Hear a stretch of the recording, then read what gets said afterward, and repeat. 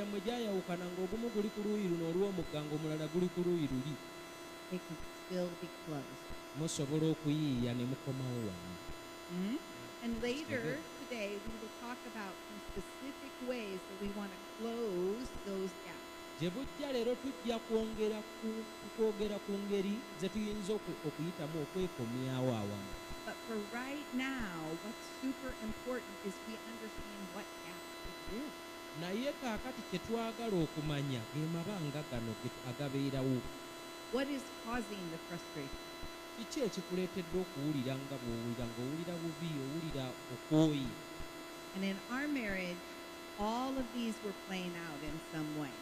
Mu bufumbo bwaffe bino byonna by'onoowulira twogera byaliyo ewaffe mu ngeri emu oba endala. We didn't know it, Ate nga ffe tetumanyi nti weebiri. but after the affair, Naye oluvannyuma lwakiri mwaka lwe yakola obwenzi luli, and after we were healing, ne tutandika Katonda okutuyamba okuwona. we said to each other, how did this happen? Ne tutandika ng'okwebuuza nti naye waayi kino kyatubaako. It's important to be able to go, how did this happen? Kikulu okumanya kino bwe kyatubaako. And so we identified some ways that we saw that our hearts were pulled apart. Akati ne tuzuula engeri ezimu emitima gyaffe gye gyali gitandise okwawukana empolampola oba gye gyagenda gyawukana mpolampola. And we honestly thought this was just for us. Amazima gennyini ne tulowooza nti naye bino birabika byaffe ffekka. But as we shared with our friends what we were learning, Naye they, bwe twabigabananga n'emikwano gyaffe bye twali tuyiga, they began to say back to us, this is what we are struggling with too. kino kimanyi nga naffe ebyo bye tulimu ewaffe bye tulwana nabyo. And that's when we knew, oh, this isn't just for us. Olwo nno ne tumanya nti waayi bino tebiri waffe yokka. This is for all marriages. Bino bya bwafumbo bonna, abantu bonna abali mu bufumbo babiyitamu.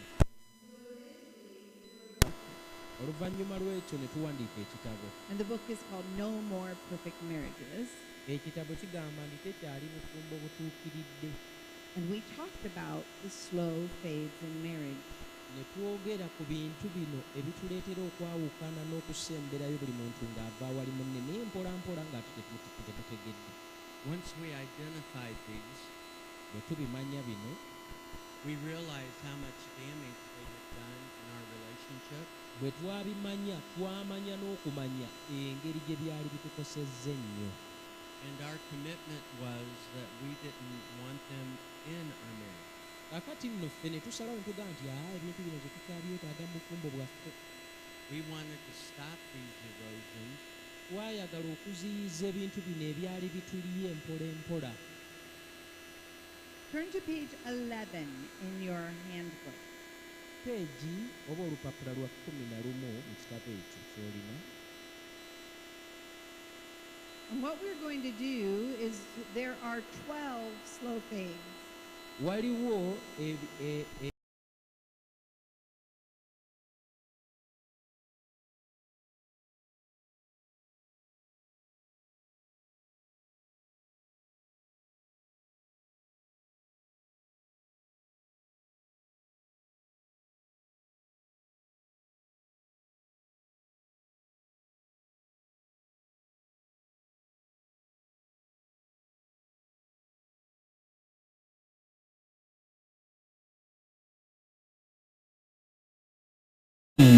The conversations are very important because they help you take what you're learning. ebyo bye mugenda okutuula wali okunyumyamu bikulu si byakumala bumazi budde kubanga kikuyamba okutwala bino bye muyize n'obuuza nti ekyewaffe gye kiri oba tekiri oba ekiba gye kiri tukoze tutya. The first slow fade is called unrealistic expectations. Ekisookera ddala ekitwawula empolampola kwe kuba n'ebintu bye tusuubira nga ku dduuniya kuno teri ayinza kubituukiriza. And if you can see the screen, he does have it up on the screen. Bw'oba ng'olutimba olulaba babiwandiise awo. Unrealistic expectations. Nti osuubira ebintu naye nga by'osuubira tebibangako bituufu nga bizibu. Each of us come into marriage with expectation. Buli omu ku ffe bw'ojja okufumbirwa oba ne by'osuubira. Do you remember those suitcases we had yesterday? agasawo ag'eggulo ge twabadde nago gajjukira They were filled with expectation. gajjuddemu buli muntu kyasuubira. And so what we want to do is identify what is healthy expectation kaakati twandyagadde okulaba okusuubira okulungi kwandibadde kutya and what is unrealistic. era kuliwo okutali kulungi ng'ebintu by'osuubira tebiriiyo. I came into marriage with a great many unrealistic expectations. Nze bwe nayingira mu bufumbo najja ne bye nali nsuubira nga bingi. Let me share with you what my expectations were coming into marriage. Kankubuulireko ebimu bye nasuubira nga mpasa omukazi ono. Sex would be great. Ekisookera ddala okwegatta ng'okwo kijja kuba kikambwe. We would also have similar interests. Ne nsuubira nti ate omukazi gwe ŋŋenda okuwasa tujja kuba tukwatagana nga teriiyo yadde nga buli kye njagala naye akyagala. We would always enjoy our time together. Bulijjo ekiseera kyaffe awamu nze nga nsuubira nti kijja kutunyumiranga bulijjo. Sex would be anytime, anywhere. Ate era nga we twagalira okwegatta oba tuli mu ffumbiro oba tuli mu kinaabiro oba tuli mu ddiiro wonna we tuli kasita tugira tuti. We would be soulmates. Tujja kubeera abantu abeeyagala nga tetweyagala bweyagazi naye nga tweyagaza mitima. We would always be in love and express love. Tujja kuba nga bulijjo mu mukwano nga buli kiseera omukwano guli awo gukulukuta nga mazzi guti. Sex would be fabulous. Ne tulowooza era nti bannanga okwegatta kujja kuba kuyitirivu. Are you seeing a pattern here? Naye ebintu obiraba wano okwegatta nga kungi. There was a lot of sex on his Okwegatta kwali expectations. kungi bannange. Yes. And when I thought about my Nze expectations, bwe nalowooza ku bye nali nsuubira sex wasn't even on them. kati ate okwegatta I was like, tekwalimu. It wasn't that I didn't expect sex. I Si nti did. saasuubira kwegatta I just didn't have expectations about sex. naye saalina nnyo bye nkusuubirako yadde nga nnamanya nti kujja kubaayo naye saalina nnyo. I didn't spend a I lot had of more than enough for both of us. Kaakati oli yali alina by'asuubiranga bingi nnyo n'okusukka bombi bye bandisuubiridde awamu. But regardless of what expectations you had, Naye si nsonga okusuubira kwammwe kwali kutya oba ki kye mwali musuubira. what happens is those expectations sit up here, Ekibaawo kye kino nti ebyo by'osuubira bibeera waggulu wano biti. and reality is here. Naye ng'amazima g'ebintu gali wano wansi. And the space in between is discontentment. N'ebbanga lino eriri wakati wa by'osuubira n'eby'amazima baliyita butali bumativu. So if we do not get our expectations to better match reality, we are going to be consistently discontent. Kati singa ebintu bino by'osuubira n'amazima g'ebintu nga bwe biteekeddwa okuba tebibeera ku ddaala lyerimu, bulijjo ojja kubeera nga muntu atali mumativu. Those high expectations become a measure of perfection. Okusuubira kuno okunene efuuka minzaani epima ono atuukiridde atya buli kyakola omupimira onoga nti era tatuusewo tabojjezzaawo bubonero bumala. But what's true of perfection can never be attained. Naye amazima gali nti bannanga okutuukirira mu maanyi gano ag'obuntu kuba kuzibu. Where do expectations come from? Bannanga okusuubira kuvaawa bino bye tusuubira bivaawa. Sometimes they come from the home that we grew up in. Ebiseera ebimu biva eyo ewammwe gye mwakulira buli muntu gye yakulira. For instance, I did not expect conflict in our marriage. Ekyokulabirako nze saasuubira nti omuntu yeefunira awo munne n'amuwasa ate ne badda awo mu kuneneŋŋana saakisuubira. I never saw my parents have conflict. Kubanga ewaffe saalabayo baneneŋŋana saakiraba ekyo. That's not necessarily good. Kano tekitera nnyo kubeera kirungi nti ewammwe tewaliyo kavuyo. And now I understand why. Naye kati mmanyi lwaki. My father was an avoider, Taata wange yali musajja mwewaze. and my mother was an avoider and a pleaser. Ate maama wange nga naye alimu olwewala ate n'ayagala okusanyusa oba okusiimisa taata. And so there wasn't necessarily healthy dynamics there. Kaakati ne waba nga waaliwo ebyali tebigenda bulungi awo. And maybe they did have conflict behind closed doors. Era oba oli awo bayinza okuba nga baafunanga obutakkaanya naye baabuggaliranga mu kisenge nga bwe tukola wano. But I never saw it. kaakati ne sifuna mukisa gulaba butakkiriziganya obwo. And the first time Mark and I had a conflict, Omulundi ogwasooka bwe twafuna obutakkiriziganya nze ne Mark, it was on our honeymoon. kyali kiro kyaffe nti embaga ewedde ekiro ekyo obutakkaanya we bwatandikira. I thought, oh no, what has happened? Ne ŋŋamba nange kiki ekitugwiridde era leero. And neither one of us had the skills to resolve it well. Ekyasinga okuba ekyakabenje nti tekwali kuffe yalina bukugu bwetaagisa okugonjoola ekyali kitubaddeko. And in my childhood, conflict was always violent. Nze bwe nnali nkula ewaffe obutakkiriziganya n'obutakkaanya bwavangamu n'entalo. So I came into marriage expecting no conflict. Kaakati nze bwe najja okuwasa omukyalo ono nga sisuubirayo kutabuka. I was terrified of conflict. Kubanga okutabuka n'obutakkaanya n'obutakwatagana bwali buntiisa. So when Jill and I had our first conflict, Nze ne Jjiru bwe tufunamu okutabuka kwaffe okwasooka, I thought I had failed. ne ndowooza nti nga nnemereddwa ate nnemereddwa bukyali. What's wrong with us? Bannange buzibu ki kiki ekyatugwiridde tuliko kizibu ki? I didn't realize that conflict was healthy. Nga simanyi nti obutakkaanya buno bannange ate buyamba. It's only healthy when it is resolved healthy. Naye engeri yokka gye buyambamu nga mubukozeeko ne mubumalawo. But it is healthy if we can resolve it well. Bwe mubukolako ne mubumalawo buyamba, bwe mutabukolako bwakabenje. It's one way that God helps us to become one. Mu butakkaanya buno y'engeri emu ate Katonda gy'ayitamu okutufuyamba okufuuka omuntu omu.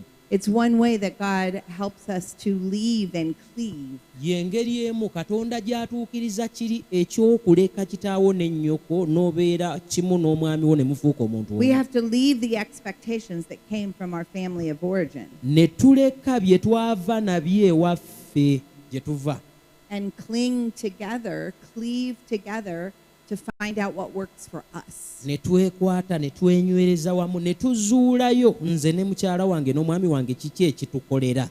Another reason that we have unrealistic expectations Ensonga endala etubeeza n'ebisuubirwa ebitali bya mazima is because of things like the movies, bye bintu bye tutunula ne tulaba mu firimu, maybe books that we read, obutabo n'ebintu bye mulaba ku zi TV, like novels. abasoma zi novo, bitabo bya mboozi.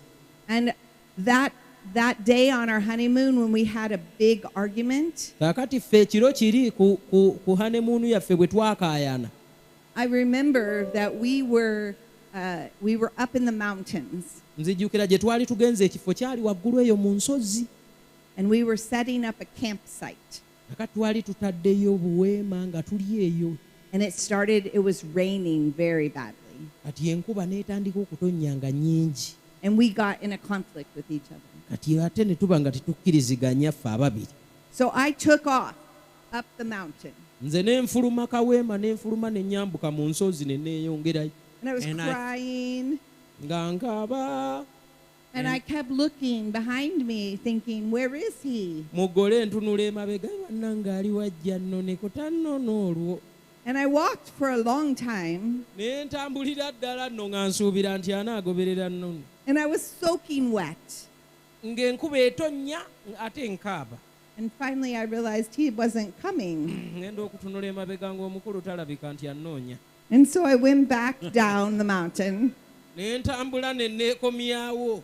And I said, you didn't chase me. Tozze nakunnona ne nfuluma munaye era gaasigala toli bwagano. In the movies, the man chases the woman. Kyokka eby'omu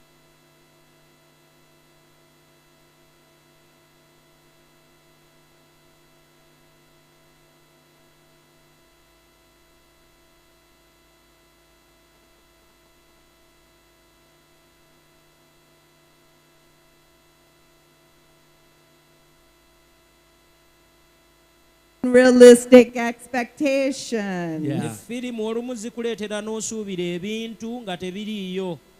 Another way that we get unrealistic expectations is we look at other people and we don't see their problems, but we see ours.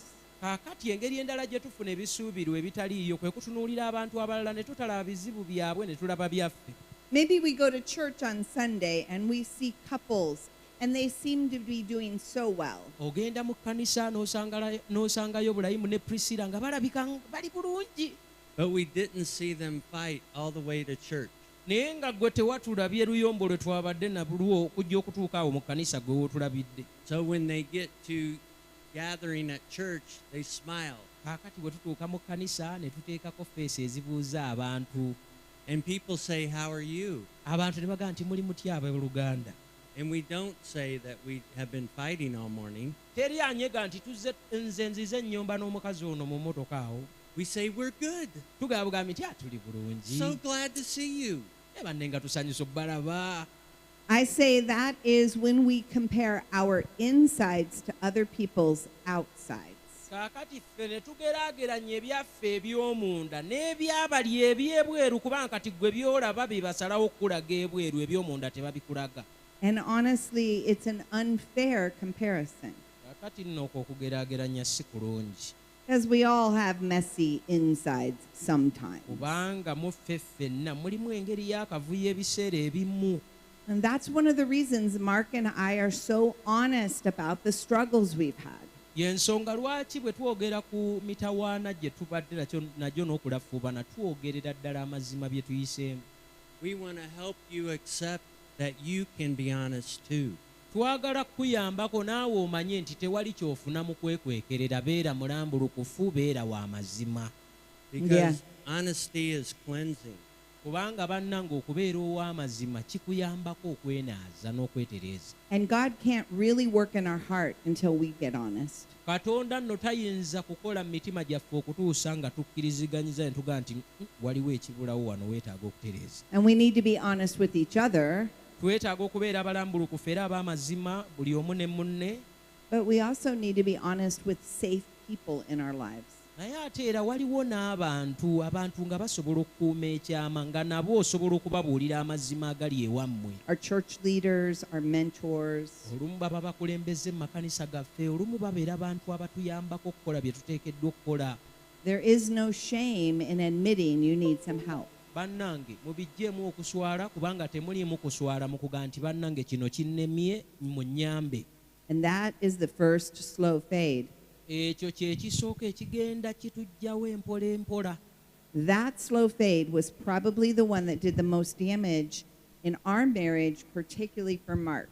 Ekyo Maaka kyamukolera ddala bubi nnyo, kye kyagenda kimwongerayo ne kimwongerayo ne kimwongerayo, yalina byasuubiranga binene ng'eno tebituukire. Because remember the vacillator that we talked about yesterday. Mujjukire oli gwe twayogeddeko atanywerera, ali ku kino agoba, alabika nga ayagala ate alabika nga atayagala, twamwogeddeko eggulo. Is very idealistic. Oyo ye buli kiseera abeerawo ng'alina ebintu by'alowooza akubye obufaananyi n'abuwoza byonna n'abiraba nga biteekwa okubeera. So they're saying marriage should be like this. Ng'aga nti obufumbo buteekeddwa kubeera bwe buti. You, my spouse, should be like this. Mukyala wange ggwe mwami wange oteekwa kubeera bw'oti.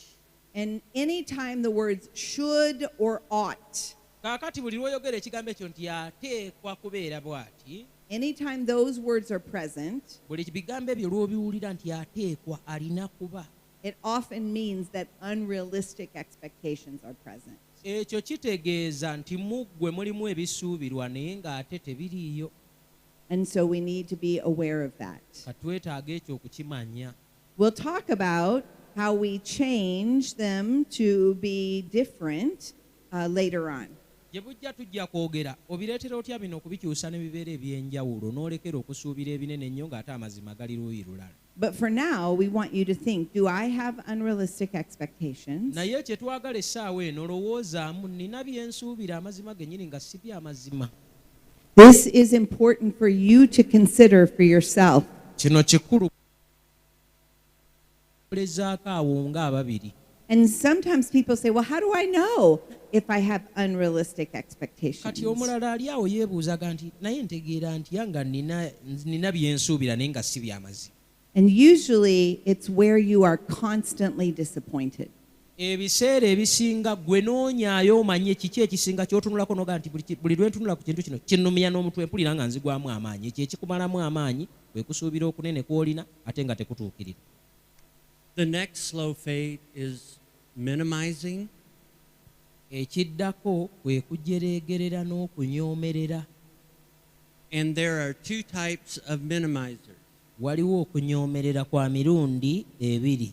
There are internal minimizers Waliwo abantu ng'akunyoomera eri munda, and external minimizers. n'ebeerayo omulala nga ye akunyooma n'akulaga n'okulaga nti akunyoomye. What minimizers do is they minimize thoughts and feelings. Abanyoomi kye bakola, anyooma ebirowoozo, oleeta ekirowoozo n'akiziimuula, n'oga nti mpulira bwe nti n'aga nti leka tulesi naawe. We will say about ourselves or others, that's not important. Olumu twogera n'ogamba munno ng'omuntu naze naga nina kye nkugamba naye n'omaliriza ng'omuga nti banne nze mbadde ndowooza nti olina ne ky'oyogera, ekyo ky'ogamba temuliimu yadde empeka emera. Or that doesn't matter. Oba olumu n'omuga nti wa ekyo si nsonga naawe leka. And we'll either say that about us, Ekyo olumu tukyeyogerako nga ffe abafumbo, we'll minimize ourselves, olumu ng'okyeyogerako nga gwe omukyalo oba omwami nga weenyooma, or we will minimize our partner. oba si kyo ng'onyooma ebiva ku luuyi luli ew'omwami wo oba ewa mukyala wo. If we minimize ourselves, it's internal minimizing. Bwe twenyooma ekyo kitegeeza nti weenyoomera eno munda nga ggwe omuntu. And if we minimize our partner, it's external minimizing. Bw'onyooma omuntu omulala kwe kuli okunyoomera ebweru oba okunyooma okulabika. So I would minimize myself. Nze neenyoomanga, I was an internal minimizer, nali neenyoomera muli munda, and I had many lies that I believed about myself. era nze bulimba bungi bwe nali nakkiriza nga bukwata ku nze. So I would minimize thoughts that I had Nalina ebirowoozo bye nabanga nabyo nga nze mbirina ate nze mbinyooma. as that idea is bad. Nga nti naye bino oba ndowooza biki nga si birungi n'akatono. That idea I have is not important. Nga naye bino bye ndowooza nga si bikulu tebigasa. Others won't care anyway. Naye n'abalala era tebajja kufaayo nnyo kiri awo. Because I was raised in a home Kubanga nakulira mu maka where I was told gye baŋŋamba that I was stupid and selfish. oli musirwige ate oli mukoddo. And I was instructed often to keep my mouth quiet. Era ebiseera ebisinga ne baŋŋamba nti olw'obusiru bwo tobangako ky'oyogera sirika. So Mark carried that into our marriage, Kakati Maaka ekyo yajja nakyo mu bufumbo bwaffe nti bamugamba nti sirika toyogera togassa. believing those messages. Kati Maaka ng'ebyo abikkiriza yajja nabyo mu mutwe gwe nga mwebiri. And so I might say, hey, what would you like to have for dinner tonight? Kati olumu nabuuzanga Maaka ne mugamba nti Maaka tulye ki ekyeggulo? And he would say, I don't care, whatever you want. Maaka n'agamba nti mwe mufumbe byemwenda nze nzira taabu. But really, on the inside, he wanted something. Naye amazima gaali nti munda muli yabangako ne byayagala okulya. But he would minimize himself. Naye ng'agamba nti owange oyogerera awo ekigambo ne kireeta obuzibu ne yeenyooma n'asirika. And when that happens day in and day out, Ekyo bwe kigenda nga kibaawo leero n'enkya na luli, you become resentful and bitter. ofuuka omuntu omukaawu munda mu ggwe n'akyawa ebyo byonna ebikwetoolodde n'abakwetoolodde.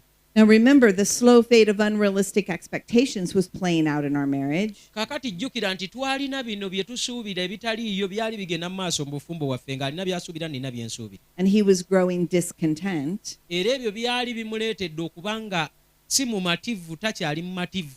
Now you add in the slow fade of minimizing. Kati ate n'ogattako n'ekyokwenyooma. So now he's discontent, resentful, and bitter. Kakati si mumativu, alina obukyayi ate mukaawu. And that is not good. Ekyo nno bannange si kirungi. That was almost like creating a slow amount of dynamite in our marriage. Okwo kubanga kuddira bintu bibwatuka n'ogenda ng'obitabula mpola n'oddira obuganga buno obw'ekibiriiti n'ogattamu kaamulali n'ebirala ebibwatuka. And after 28 years, that dynamite exploded. Bwe waayitawo emyaka 28 mu bufumbo bwaffe ne kibwatuka. Yesterday, when we were eating lunch, jjo bwe twabadde tuli ekyemisana there was an explosion up on the hill on the other side of the river. waggulu eri waabaddeyo ababwatula amayinja ku lusozi bwe muba temwawulidde ffe twawuliddeyo ekibwatuka. Did any of you see the smoke? waliwo eyakiwulidde n'otunulayo n'olaba n'enfuufu eyayambuse mu bbanga. It was very surprising to Jill and I. Nze ne Jiru twewuunyizza. And that's what happens when I would ignite and explode. Ekyo nno kye kibaawo bwe weekoleeza n'obwatuka. It would take Jill and my kids by surprise. Jiru n'abaana bange kyabeewuunyisanga ne baga nti kiki ekimubwatudde. That didn't change for me ekyo tekyakyuka nze gye ndi until I became convinced that my explosions were sin. okutuusa lwe natandika okukikkiriza nti embwatuka zange zino kyabanga kyonoono kibi kyennyini. I did not honor God or my family, sassangamu Katonda kitiibwa newankubadde amaka gange, or even myself, nange mwennyini sessaamu kitiibwa by that behavior. bwe nabwatukanga. Now, on this slow fade of minimizing, ku kino ekyokunyooma oba okunyoomerera, it was happening for me too. nange kyambangako. But mine was more the external minimizing. naye ekyange nze ate nali seenyooma, nze nali era nyooma bino ebyo omukulu bye yali akola. As that avoider, ng'oli omwewaze kye nali, and remember my emotions were all locked up. kati jjukira bye nali mpulira nga nabyo era sibijjaayo, mbiggalirayo eri munda. So when he would get all upset about things, kati ye buli lwe yabwatukanga ng'anyiize munyiivu nnyo ebintu byonna bimunyiizizza, I would say, it's not a big deal. nga nze mugana naye mazima gennyini ekikunyiizaawo n'obwatuka ekyenkanaawo ki? You're fine. ojja kuba bulungi. You're so emotional. Stop. Oteekamu naawe fiiringi mungi.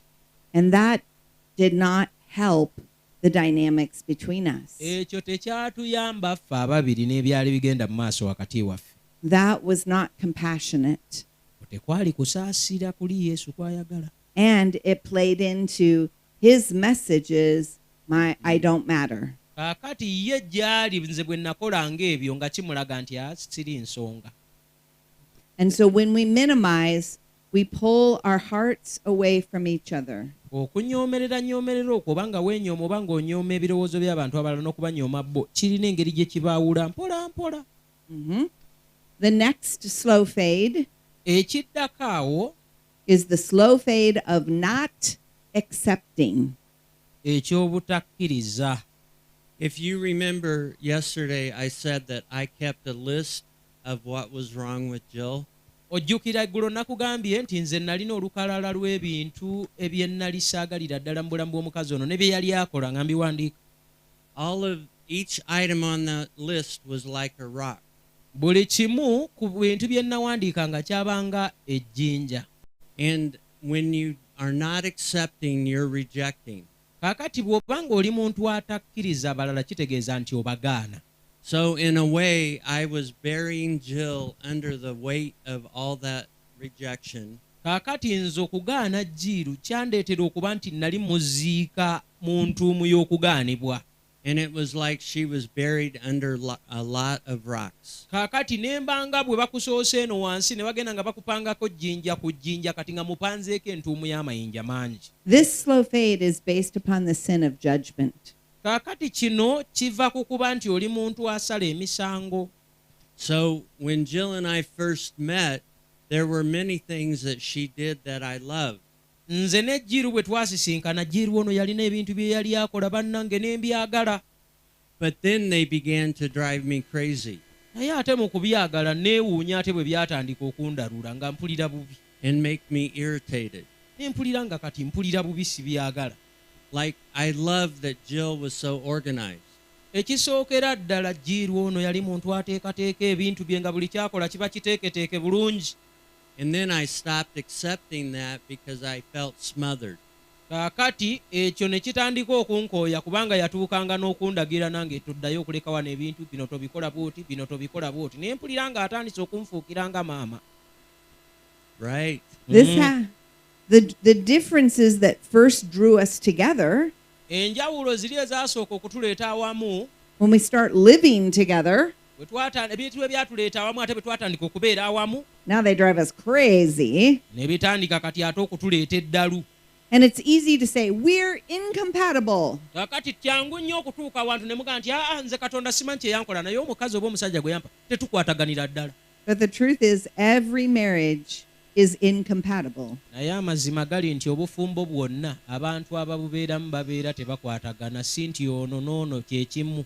It really is God's intent that the two would become one. Naye ate ng'ekigendererwa kya Katonda kiri nti ababiri banaafuuka omu.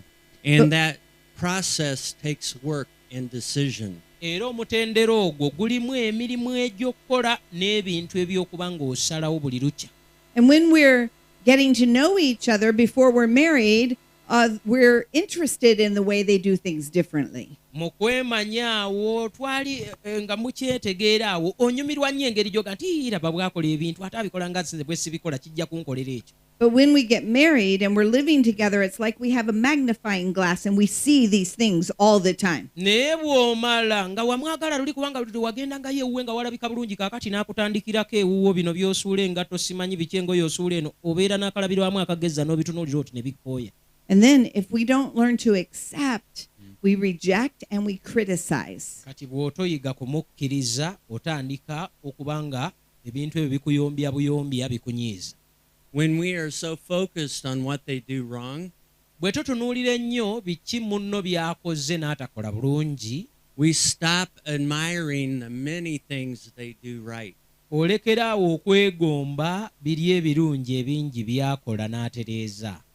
And if this slow fade is not stopped, Era kino bwe kitaziyizibwa it ends up at rejection, omaliriza nga waliwo okugaanibwa. and it causes our hearts to be kilometers apart. Era ne kireetera emitima gyaffe okuba nti gigenda gyawukana mpola mpola. The next slow fade is disagreement. Ekirala ekituleetera okwawukana empola empola bwe butakkiriziganya. Now, we've already discussed a lot of differences that we already shared. Twogedde ku bintu ebyokwawukana oba bye twawukanamu ebyenjawulo bingi bye tugabanye. And when you add in our personalities that are different, bw'ogattamu ebikula byaffe ebyenjawulo, our temperaments, n'ogattamu engeri gye twanukula ebintu nga bibaddewo, our experiences, n'ebyo bye tuzze tuyitamu ng'abantu, that creates even more difference. kati ekyo ate kyongerera ddala obuzibu n'enjawulo. And then you add in fears, N'ogattamu okutya, opinions, n'ebirowoozo, preferences, buli muntu by'ayagala, beliefs, n'oyogera ku muntu by'akkiriza, and you just increase the possibility of disagreement. olwo nno obutakkiriziganya ne bweyongerera ddala. And if we don't understand this, then our hearts are getting pulled apart. Bino bwe tutabitegeera ng'obudde bukyali bisika emitima gyaffe ne bigenda nga bitwawula mpola mpola. Disagreement is an invitation to listen. Obutakkiriziganya kasita olaba nga waliwo obutakkiriziganya kitegeeza nti weetaaga okuwuliriza. Lwaki obutakkiriziganya weebuli? Every couple will have disagreement. Abafumbo mwenna kino mukimanye mujja kubanga obutakkiriziganya bujja kubanga nammwe bulijjo. What we are talking about is unhealthy disagreements. Naye kye twogerako wano kwe kuba nti ate obutakkiriziganya obwo tebukwatiddwa bulungi okuba nga tebuleese bulamu. That never stop. Era nga tebukoma. They divide. Buleetawo okwawukana. They hurt. Buleeta obulumi. They crush. Era ne bumaliriza ng'abantu bamenyese. Conflict is an invitation to listen, to understand. Buli lwe wabaawo obutakkaanya kitegeeza nti sembera wuliriza otegeere ekigenda mu maaso ki ekireese obutakkiriziganya. And this is when conflict is actually healthy. Kaakati wano nno obutakkaanya buno ate we bubeeredde obuleeta obulamu. Because now I bring my thoughts, Kubanga kaakati ndeeta ebirowoozo byange, and Mark brings his thoughts, ne Maaka n'aleeta ebirowoozo bye, and together we can have better thoughts. wamu nno bwe tugatta ebirowoozo bya Maaka n'ebyange ne tuggyamu ekirowoozo kimu oba bibiri ebirungi ennyo. better perspectives. endaba ennungi ey'ebintu kubanga onaalabye n'onaalaba ne tukkiriziganya okulabira awamu bwe tuti. So what I have learned is that conflict is growth trying to happen. Kaakati nze kye nayiga kye kino nti buli lwe wabeerawo obutakkaanya kitegeeza nti tugezaako okukula kuli mu kugenda mu maaso tukula. The world will say, if you're struggling in your relationship, you're with the wrong person. Ensi ekugamba nti kasita mubeeraawo omukazi buli lwoddayo eka ne muyomba temukwatagana oyo muntu mukyamu gwe walonda bubi. But the truth is, if you're struggling in your relationship, something new is about to be born. Naye amazima gali nti buli lwe mubeera nga mulina bye mulafuubana nabo mu bufumbo bwammwe kitegeeza nti waliwo ekijja ekinaatera okuzaalibwa. God is trying to work. Katonda agezaako okukola. Will you let him work? Onaamuganya okukola. Will you listen to understand? Onoowuliriza nga n'ekigendererwa ky'okuwulirizaako kwe kutegeera. Will you give birth to something new? Munakkiriza ebyo bibabeeko musobole okuzaalayo ekintu ekijja. It's a beautiful invitation to growth and connection.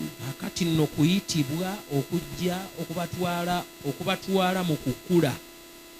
The next slow fade is defensive responses. Ekiddako ekigenda kitulyawo empola kwe kwewolereza. Defensiveness happens when reasons trump relationships. Kino kibaawo bw'ofuna ensonga ekusobozesa okukola ekyo ate n'okikola nga tofuddeyo ku nkolagana. When our reasons are more important than how I make you feel. Nze gw'oba owulira otya wulira nga bw'owulira naye kino kye nkugambye kino kye ndowooza. Or even my way is more important than you. Nze byensazeewo ne bwensazeewo okubikola kikulu nnyo gw'oba otabuka. So many times Jill and I have heard it said Akati emirundi mingi nze ne Jill tubeeraawo nga twogera that defensiveness is to react with a warlike mentality. Nti okwerwanako oyanukula naye ng'oyanukula nga wa lutalo. To a non-war issue. Naye ng'ensonga gy'oyanukula mu ngeri ng'ey'olutalo ng'ate yo teriimu yadde olutalo. And so often that warlike mentality is fueled by emotion. Kati ebiseera ebisinga ekikuleetera okwanukula nga bw'oyanukula kubanga waliwo ebigenda munda mu maaso munda mu ggwe. Where our emotions are leading us. Nga ebinyegenyege ebyo oba by'owulira bye bikulembedde. Emotions are important. Ebyo by'owulira bikulu. They're God-given. Katonda ye yabikuwa. But they are not meant to lead us. Naye ate tebiteekeddwa kukulembera. When defensiveness happens, bwe tutandika okwewolereza, one of your best tools is reflective listening. Ekimu ku by'oteekwa okukozesa kwe kubanga owuliriza ate n'ofumiitiriza ku ebyo by'owuliriza. So if we are defensive, it might look like this. Bwe tuba nga oli muntu eyeewolereza osobole okuzibira ekyo ekigenda mu maaso bifaanana bwe biti. Jill, you are always on your phone. Jill, buliiddo tova ku isimu. I am not always on my phone. That's ridiculous. Leka naawe owaayiriza essimu ngibeerako ddi naye bw'olaba. Well, you aren't on your phone right now because I'm yelling at you. N'essaawa ddino oli ku kasimu kubanga ndi kwogera niiwe. But if I weren't yelling at you, you would still be on your phone. Singa sikukaayidde bukaayizi wano era akasimu obadde ku kasimu si kwe nkusanze. I just want to take your phone and break it. Pulira okumenya akasimu ako nga kubbe ku kisenge. Stay off your phone. Bw'ovaako ye ku simu. What about me? Bannanga ate nze essimu yakulyawo nze n'ensigalaawo. That's ridiculous. Ye bannanga obadde otya. All right, do you see what just happened there? Olabye ekibaddewo. We started here. Tutandikira wano. Bigger. Ne tulinnyisa. Bigger. Ne twongerayo. Bigger. Noono n'ayongerayo. It's not going to end well. Ne mululeega nga terukutuuka ne mutamaliriza bulungi mwenna. We're going to now be in the slow fade of disagreement. Kaakati olwo ne tugenda eri mu butakkiriziganya ng'ate gye tumalira. And there's no resolve. Ne tutabaako na kye tutuukako oba kye tuggusa. But you already know a tool that could stop this. Naye mwe mumanyi ekikozesebwa ekisobola okuziyiza kino. And that tool is reflective listening. Ekikozesebwa ekyo ky'ekyokuwuliriza naye nga towuliriza buwuliriza ofumiitiriza ku by'owuliriza. So let's play that out again. Tukiddemu nate. Jilly, I would like to have a conversation with you. Is now a good time? Jiri mbadde nsaba twogeremu akaseera kano kirungi kikola Sure. mazima gennyini. So I am really feeling disconnected from you. Kakati mpulira nga tulina engeri gye tutakyakwatagana bulungi. Okay, you're feeling disconnected. Is that right? Yeah. Mpulira Okay. tetukyakwatagana. Tell me more. I feel like your phone is more important than me. Mazima gennyini mpulirira ddala ng'essimu kaakati kkulu nnyo mu bulamu bwo okusinga nze. Okay, so you feel like my phone is more important than you. Is that correct? Yes. Ogambye owulira ng'essimu yange enkulu okusinga ggwe. Tell me more. Well, I know there are a lot of people that you're connecting with. Mmanyi bulungi nti ku ssimu y'okwo olina bingi by'okolerako, olina b'okwatagana nabo bangi. But I want you to make time for connecting with me. Naye nsaba nti nange onfisizeewo ku kadde essimu ereme kalyangawo konna. So you know that there's a lot of people I need to connect with, but you're asking me to make time to connect with you. Is that correct? Yes. So otegedde nnina be nkwatagana nabo ku ssimu naye oyagala nkufisizeewo obudde si kyekyo. So I would like for you to park your phone at a certain time and not pick it up.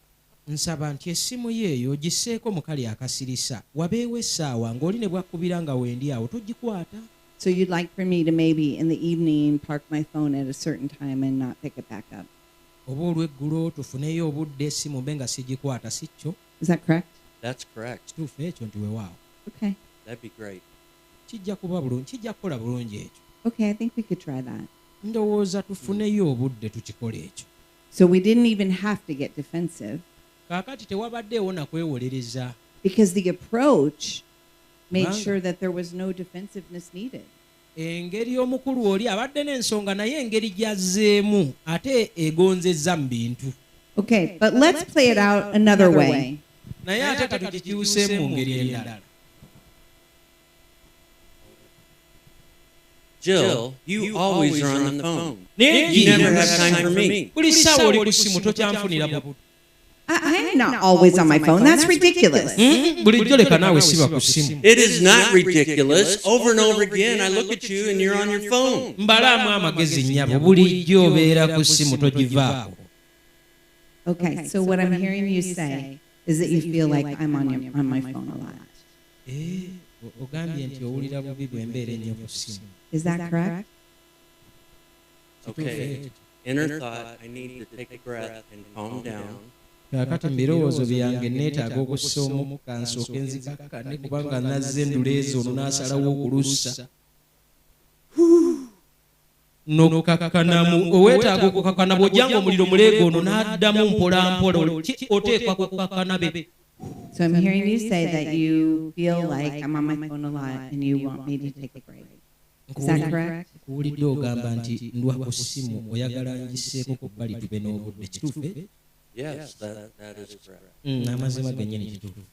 So you see what happened there is we started off wrong, Olaba ekibaddewo awo nti twatandise mu ngeri nfu ng'era bwe mujja okuddayo mutandike. and I even responded defensive. Izo obirowoozaako alinawo ensonga awo yadde ng'azze n'omuliro mungi. Let your partner know that you hear them Mukakase nti mutegeeze nti omuwulira. and that you care more about them than you do about arguing your reasons. Nti era ofaayo ku ye okusinga bino ebyokuba nti owakana owangula emboozi. The Holy Spirit speaks to us in our marriage all the time. Omwoyo omutukuvu okuva ku makya paka olw'eggulo gye bukeera paka gye buzibira aba ayogera naffe.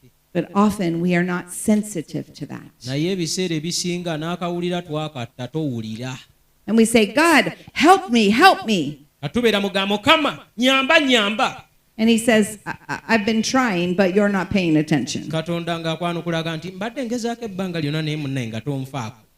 And so we need to recognize those places where conviction happens in our heart. Kati twetaaga okumanya ebifo ebyo ng'omwoyo omutukuvu alina by'alumiriza mu mitima gyaffe. Because that's when the Holy Spirit will say, hey, you can do this differently. Olwo nno omwoyo omutukuvu ayinza oga nti kino oyinza okukikola mu ngeri ey'enjawulo.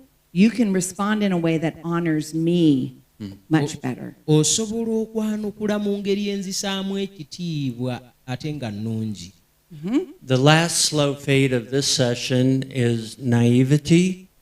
Ekisembayo ekigenda kitulyawo nga kitwawula mpola mpola kyekyokubeeraawo ng'olinga atalina ky'omanyi. Naivety is when we place ourselves in relational danger. Kaakati kino kitussa mu katyabagana ddala nga tuli mu nkolagana.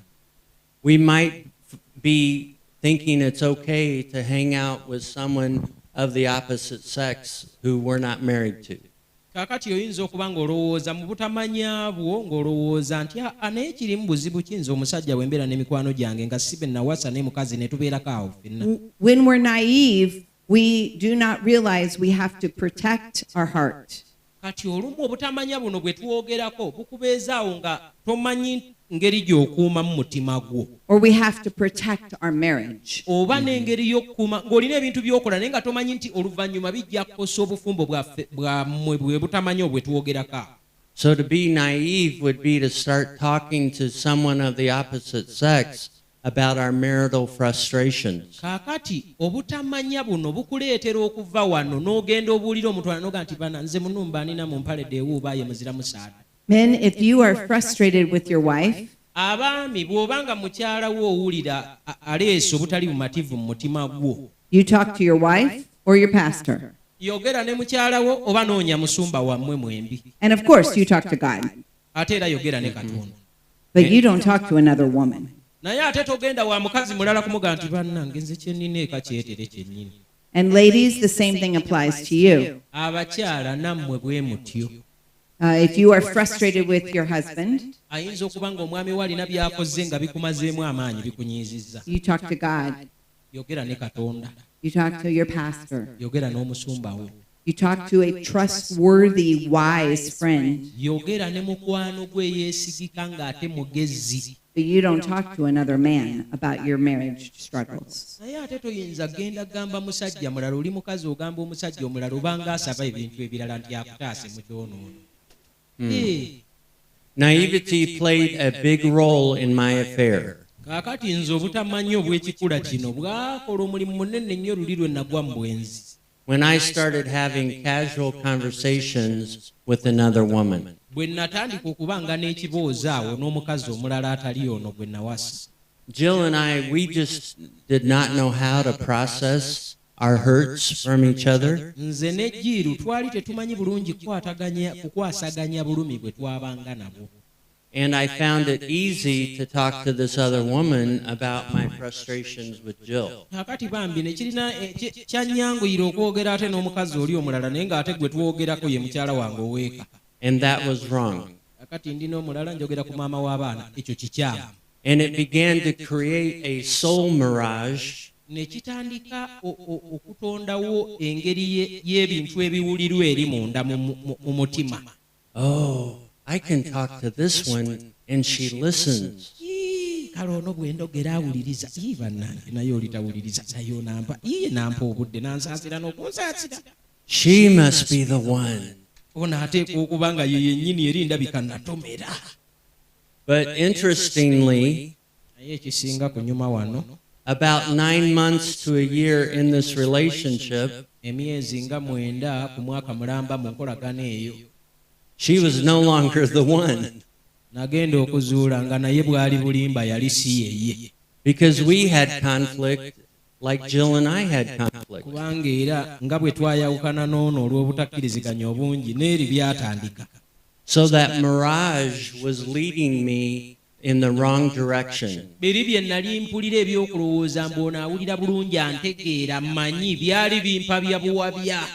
I realized what a mistake I had made. Kakati ne ntuuka awantu ne ndaba ne nga nti nga nkoze ensobi nnene. What a mess I had made. Akavuyo kendeese nga kangi. And I need to fix this.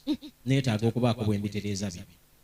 We need to put guardrails around our marriage. Twetaaga okussa enkomera ku bufumbo bwaffe. Protections that we decide ahead of time. Obufumbo bwaffe ne tubukugira ekyo tukikola n'ebintu tebinnaba oli nti tukikoleko ng'oga nti ki ekibaddewo. For instance, when I was leading my not-for-profit organization. ekyokulabirako nali nina ekitongole ekitakola magoba kye twali tutandise. I had several men that was on my board of directors. Waaliwo abasajja bangi abaali ku lukiiko olufuzi olw'ekitongole ekyo. And I made a decision ahead of time Nenkola okusalawo nga tetunnaba na kubaako bingi na binene bye twakoze. that I would never meet with them one-on-one. Nti nali sisobola kusisinkana n'omu ku basajja abo abaali batuula ku lukiiko olw'oku ntikko olw'ekitongole nga ndi nze n'omusajja oli omulala. If one of the men asked for a meeting, Singa waabangawo omu ku basajja abo abali ku lukiiko olw'oku ntikko eyasabanga ntusinkane, I would take another board member who was a man or a woman, naleetangayo omulala ali ku lukiiko olwo nga musajja oba nga mukazi. so that we were not one-on-one. Tetwaddamu ebyo byagga nti luli lukiiko naawe olumanyi ate kati obuuza otya nti ate natudde naani. Nagendanga lwakwekuuma n'omulala. I did not want to be naive. Saayagala kubeera muntu atamanyi. I wanted to be Kayinza kuvaamu. wise. Nali neetaaga okuba omugezi. And oftentimes when we do those guardrails, they are advanced decisions we make to protect our marriage. Ebiseera ebisinga zino ze tuyita enkomera kwe kusalawo kwe tusalawo eno ng'ebintu tebinnabaawo tusobole okulaba ng'obufumbo bwaffe bukuumibwa. Sometimes they're inconvenient. Ebiseera ebisinga enkomera zino nno zimalako emirembe. They take some extra work. Ate zikuwa n'emirimu mingi egy'okukola awo. They're not the most efficient, Ate era naye ng'ate zikola. but they need to protect your marriage. Zikola ate era zeetaagisa okusobola okukuuma obufumbo bwammwe. So we've talked about the first 6 slow fades. Twogedde ku bigenda bitwawula empolempola ebisookera ddala 6. The slow fade of unrealistic expectations. Ekisooka kye ky'okuba ne by'osuubira naye nga si bituufu si bya mazima. We've talked about the slow fade of minimizing, Ne twogera ku kunyooma weenyooma onyooma ne munnoowo. the slow fade of not accepting, Ne twogera ku ky'obutakkiriza oba obutasembeza mulala. oh, you're not on. Ne twogera ku ky'obutakkiriziganya. The slow fade of defensive responses, Ne twogera ku kiri ekyokwanukula naye nga weezibira oba nga weewozaako. and the slow fade of naivety. Ne twogera ne ku kino ekyokubeera awo nga I'm going to review those one more time. tugenda kukiddamu mulundi gumu. Unrealistic expectations, Ebisuubirwa ebitali bya mazima, minimizing, okunyooma, not accepting, obutakkiriza oba obutasembeza, disagreement, obutakkiriziganya, defensive responses, okwewolereza okwanukula naye nga weewolereza oba nga weezibira, and naivety. n'okuba nti oli awo weekuumidde mu butamanya kabi kayinza kuva mu kintu. Turn to page 13. Olupapula olw'13 gy'oba olaga kaakati. On page 13, we are going to let you talk about these first 6 slow fades. Olupapula luno tugenda kukuganya oyogere, tugenda kubaganya nga abafumbo mwogere ku bintu bino 6 bye twakamaliriza. Which one of them kind of rises to the top for you? Mu bino byonna 6 bye twakoogerako kiriwa kyoga nti wano ate ndimmo. So on page 13 will be the guide for your conversation. Peegi ey'13 we wali okuluŋŋamya kw'emboozi gye mugendamu. I'd like to share something I took away from this session. Would this be a good time? Nina Yes. kye njagala okugabana naawe obudde buno bulungi tugabane nti weewaawo. Yes, this is a good time. Budde bulungi tugabane. Of the slow fades Mark and Jill talked about, one that struck home for me was Ku bino ebigenda bitulya empola nga bwe bitwawula nze ekisinze okunkoonako kye mpulidde kye kino. Let me see if I got this right. Kandabe oba nkutegedde bulungi. When you identified with this slow fade discussion, Kino bwe babadde batubuulira nga twogera ku bitwawula empola. is that right? Kituufu ekyo? Is there more about that? Waliwo ebirala ebisingawo. so in that one you're saying one you identified with is which slow fade? Nti kiki oteekawo kiri ekibaawula kyogera awo nti kino. So you share the slow fade that you feel like maybe sometimes happens for you. Kakati n'ogabana ekyo ky'owulira togabana kya munno kubanga eryoga nti iwe ekikyo ne kino gabana ekikyo. And so then you'll share, yes. And you'll give an example of when a certain scenario happens. ate wano ekyokulabirako ogambe nti amazima gennyini obutamanya buno ate waliwo nzijukidde luli kyali kinaatera okutukola bwe kiti. I can see how the slow fade of whatever slow fade you're talking about starts to kick in. Ndaba nga ekintu kino bwe kiti kyali kitandise awo nno okutambulika okutwawula empola empola. And then you're going to give a request. Oluvannyuma ojja kuwaayo okusaba. What would be helpful for me in those moments would be for me or for you to mu biseera nno bwe biti nandisabye nti onkolere bw'oti oba onnyambe bw'oti. So maybe you're sharing with your spouse, I think maybe when that happens, I need to do this. Ogabana n'omwami wo oba ne mukyala wo ng'omugaa nti naye ekyo bwe kibaawo mpulira nga nandikoze bwe nti oba nenkola bwe nti. Or maybe it's, I'm wondering, would you be willing to do this to help me? Oba oli awo n'omugaa nti osobola okukola bw'oti onnyambe. And then I would reflect back what Jill is saying. Nempuliriza Jiru by'agamba. And then after I've reflected back, I would ask, is that what you're saying? Bwe mmaliriza ne mubuuza nti owaaye kino bwe kiti ky'ogambye. So if she asks something of me, I would reflect that back. Bw'aba ng'alina kyansabye nga ŋŋamba nti oyagala nkuyambe bwe nti. Because I want to make sure I hear her correctly. Kubanga njagala kufuba okulaba nga muwulira bulungi. Or if she says something about herself, bw'aba ng'alina kye yeeyogeddeko and what she would do, ky'alina okukola ye nga ye, I want to make sure and ask, is that correct? njagala kumubuuza nti ogambye nti ojja kukola bw'oti bwe binaaba bwe biti. And then we would love for you to share something about childhood as it relates to that thing that you're talking about. Muddeyo eri mugabane ekintu ekyabaawo eyo ng'okula naye ng'ate kirina engeri gye kikuleetera okukola bino by'okola kati. Did you see that slow fade happen in your parents' marriage? Ekyo kyabaawo ewammwe mu bufumbo bw'abazadde bo. Do you have fears about that? Olinamu obweraliikirivu ku nsonga eno? Or did you see something different? Oba olinayo ekyenjawulo kye walaba?